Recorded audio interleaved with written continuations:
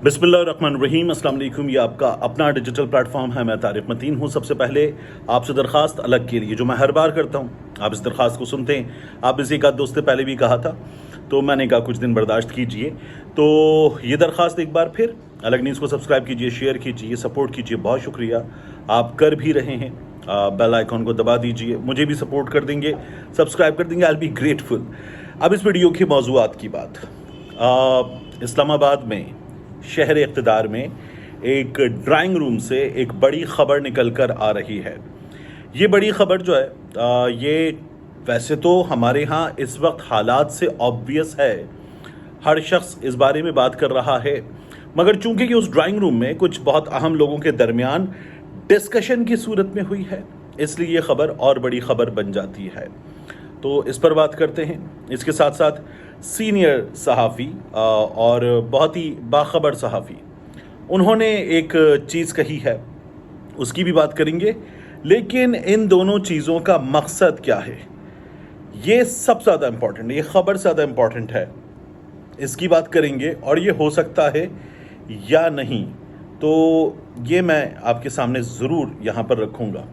देखिए, ख़बर ये है कि इस्लामाबाद के एक ड्राइंग रूम में, उस ड्राइंग रूम में जिस वक्त ये तमाम चीज़ें हो रही थीं, चाय कॉफ़ी वगैरह वगैरह चल रहे थे, तो वहाँ पर ये बातचीत हुई और वहाँ पर एक सरकारी अफसर ने ये बात की और फिर उस बात को न सिर्फ एक सेकंड किया बल्कि आगे बढ़ाया एक बहुत ज़्यादा सरकारी अफसर ने, और बताया कि ये डील है, नवाज़ शरीफ की डील है। नवाज़ शरीफ डील के बाद वापस आया है और नवाज़ शरीफ को इक़्तिदार मिलेगा।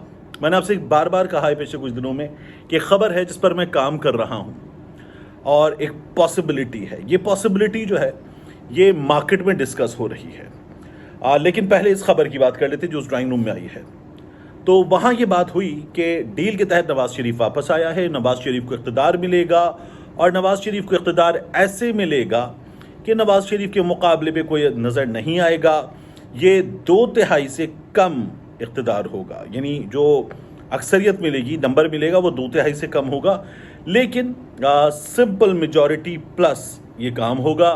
नवाज़ शरीफ की हुकूमत होगी और नवाज़ शरीफ की हुकूमत जो है वो मरकज़ में भी बनेगी, पंजाब में भी बनेगी। ये उस ड्राइंग रूम की खबर है अभी।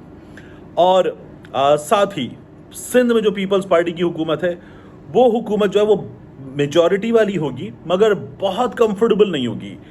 अक़लियत में अपोजिशन फारिग तरीन हो, जैसा कि सिंध में हुआ है, इतनी फारिग तरीन अपोजिशन नहीं होगी। अपोजिशन के पास दम खम होगा। बलूचिस्तान जो है वो एक पूरा धड़ा नून में आ जाएगा और उस पूरे धड़े के नून में आ जाने पर बलूचिस्तान उस धड़े को और उसके साथ साथ नून को मिल जाएगा। खैबर पख्तूनख्वा में देखा जाएगा क्या बनता है। कोशिश ये की जाएगी कि खैबर पख्तूनख्वा में भी सेटिंग, लफ्ज़ इस्तेमाल करूँ मैं, सेटिंग हो जाए, मगर खैबर पख्तूनख्वा में सेटिंग बहुत मुश्किल है। ये एक अदद मुसीबत है। अब ये उस ड्राइंग रूम में दोनों, यानी सरकारी अफसर ने बात की, उसके बाद बहुत ज़्यादा सरकारी अफसर ने इसको न सिर्फ ये कि सेकंड किया बल्कि आगे बढ़ा के क्या क्या कुछ तय हुआ है, किस किस तरह से होना है, इन तमाम चीज़ों पर बात की। तो वहाँ पर ये सवाल हुआ कि इलेक्शन कब होगा, तो जवाब ये आया कि इलेक्शन जो है वो आगे बढ़ेगा। इलेक्शन जनवरी के आखिरी हफ्ते में हो, ये मुश्किल है, नामुमकिन नहीं है, हो सकता है, लेकिन इलेक्शन आगे बढ़ेगा। एक इस पर बात हुई। इलेक्शन होगा तो पाकिस्तान तहरीक इंसाफ जो सबसे बड़ी मुसीबत है, वो सबसे बड़ी मुसीबत कहाँ होगी, ये बताया गया कि पाकिस्तान तहरीक इंसाफ इलेक्शन में होगी। और जो पाकिस्तान तहरीक इंसाफ इलेक्शन में होगी वो अच्छे बच्चों की पाकिस्तान तहरीक इंसाफ होगी। जो अभी तक ड्राइंग रूम की चीज़ें हैं कि अच्छे बच्चों की पाकिस्तान तहरीक इंसाफ इलेक्शन में होगी और अच्छे बच्चों की पाकिस्तान तहरीक इंसाफ जो है वो अच्छे बच्चे बन के रहेंगे। इमरान खान साहब जो हैं उनको सज़ा हो जाएगी और इमरान खान साहब का फिर अगली अदालतों में मामला चल रहा होगा जब ये चीज़ें होंगी, क्योंकि इमरान खान साहब को सिर्फ एक जगह सज़ा नहीं होगी, इमरान खान साहब को साइफर केस में सज़ा होगी। इमरान खान साहब को सज़ा हो सकती, वहाँ पे कहा गया कि हो सकती है, अभी मानिका के पत्ते खुलने दो। तो इमरान खान साहब पर एक और मुकदमा वो भी है اور پھر عمران خان صاحب کو القادر ٹرسٹ کیس میں کیا ہوگا. جب اس پر بات ہوئی تو کہا گیا کہ القادر ٹرسٹ کیس میں تگڑا ہاتھی جو ہے وہ بچ جائے گا، اور القادر ٹرسٹ کیس میں تگڑے ہاتھی کے بچنے کے بعد یہ جو ہے یہ مصیبت میں ہوں گے. یہ بھی وہاں پر بات ہوئی ہے. یہ وہ چیزیں ہیں جو اس ڈرائنگ روم میں ڈسکس ہوئی ہیں. وہاں پر صحافی بھی تھے، 2-4 سوالات بھی ہوئے، اور انہوں نے کہا یار دیکھ لینا آپ کے سامنے چیزیں کیسے ہوئی ہیں، کیسے ہو رہی ہیں، کیا آپ کو نظر نہیں آ رہا. پھر وہاں پر کسی نے کہا کہ آپ سی جے کو انڈر ایسٹیمیٹ کر رہے ہیں، تو جواب آیا کہ نہیں، پہلے بھی انڈر ایسٹیمیٹ نہیں کیا تھا، اب بھی انڈر ایسٹیمیٹ نہیں کر رہے. یہ ڈرائنگ روم کا ڈسکشن ہے. پھر اس ڈسکشن پہ ایک اور اسٹمپ لگتی ہے. وہ اسٹمپ لگائی ہے فہد شہباز کے انٹرویو میں سہیل وڑائی صاحب نے. سہیل وڑائی صاحب نے کہا کہ نواز شریف صاحب جیل نہیں جائیں گے. نواز شریف صاحب جیل نہیں جائیں گے. نواز شریف صاحب کو تو وزیر اعظم بنانے کے لیے بلایا گیا ہے، ان کو جیل کیوں بھیجا جائے گا؟ ان کی تمام چیزیں طے ہیں. نواز شریف صاحب سب کچھ طے ہونے کے بعد آئے ہیں. تو فہد شہباز نے کہا یہ بھی طے کہ کون سے رنگ کے کپڑے پہنیں گے. انہوں نے کہا نہیں، اتنا طے نہیں ہوا، لیکن سب کچھ طے ہے. کیسے ہوگا، کیا ہوگا، کب ہوگا، سب کچھ طے ہے. ابھی آپ یہ دیکھ لیجئے کہ میاں نواز شریف صاحب نے دبئی ایئرپورٹ پر جو گفتگو کی تھی، اس گفتگو میں میاں نواز شریف صاحب نے کیا کیا تھا؟ میاں نواز شریف صاحب نے یہ بتایا کہ مولانا فضل الرحمان ٹھیک کہہ رہے، الیکشن کمیشن کا کام ہے انتخابات کرانا، الیکشن کمیشن انتخابات کو آگے بڑھا سکتا ہے، اس میں کوئی پرابلم میاں نواز شریف صاحب کو نظر نہیں آ رہی ہے. اس میں پرابلم پاکستان پیپلز پارٹی کو نظر آتی ہے، اس میں پرابلم چھوٹی جماعتوں کو نظر آتی ہے، سب سے بڑی جماعت پاکستان تحریک انصاف کو بھی اس میں پرابلم نظر آتی ہے. لیکن سب سے بڑی جماعت جو ہے وہ بکھیر دی گئی ہے. تو سب سے بڑی جماعت جو ہے وہ اب اس وقت یہ سمجھ لیجئے کہ یہ خیال کیا جا رہا ہے کہ ہاتھ میں ہے. اور اسی طرح سے سہیل وڑائی صاحب جو ہیں وہ یہ بھی کہتے ہیں کہ اب دیکھنا یہ ہے کہ میاں نواز شریف صاحب کو جو کچھ ملے گا اس میں اختیار کتنا ہوگا، کیا وہ اگلے کاکڑ ہوں گے یا نہیں. پھر ان سے سوال ہوا کہ کیا کاکڑ با اختیار ہیں یا شہباز شریف با اختیار تھے؟